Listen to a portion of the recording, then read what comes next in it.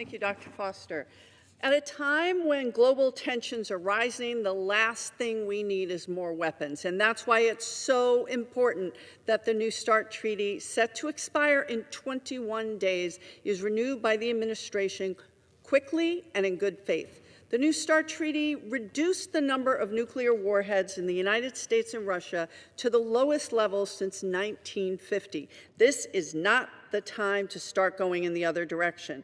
Nuclear risks continue to rise, and when we see countries like Russia testing their nuclear delivery systems, the danger grows for everyone, including many Oregonians. In Southern Oregon, the federal government rushed to mine uranium in the 1950s to fuel the Cold War.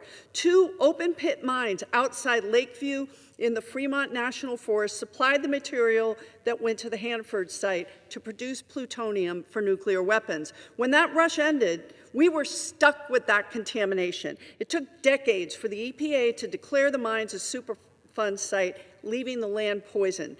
At the Albany Research Center, construction workers built, maintained, and later tried to clean up the nuclear weapons complex, often without being told what they were exposed to.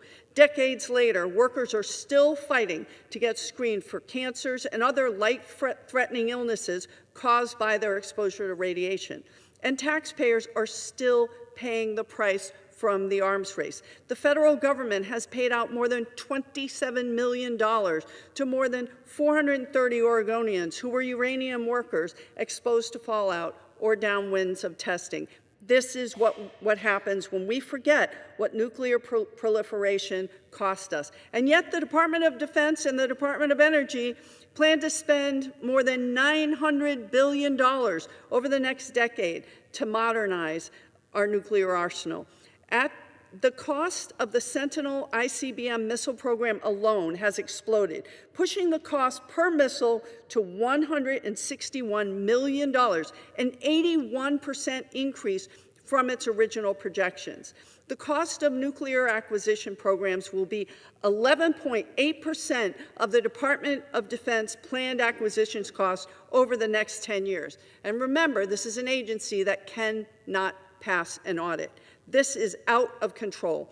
We will always find the money for war, but not to take care of our workers, our tribal partners, or to compensate the communities who paid the price for that last generation of weapons. So we must act in good faith to ensure an open-ended arms race does not happen. Nuclear non-proliferation has not been and should not be a partisan issue. We don't need more weapons. We need more affordable health care, upgrades to our transportation infrastructure, expansion of U.S. manufacturing capacity, and to focus our taxpayer dollars on things that benefit the American people and that make our communities safer. I'm happy to work with any of my colleagues to develop a common sense approach to limiting our nuclear stockpiles and to keep this administration from taking us down a costly and destabilizing path, which is why I am proud to have co-sponsored H.R. 100, which, again, just reiterates my position on nuclear proliferation. Thank you, and thank you, Dr. Foster, for all your work, and I yield back. Thank you. And you're absolutely right about the real costs of restarting the arms race.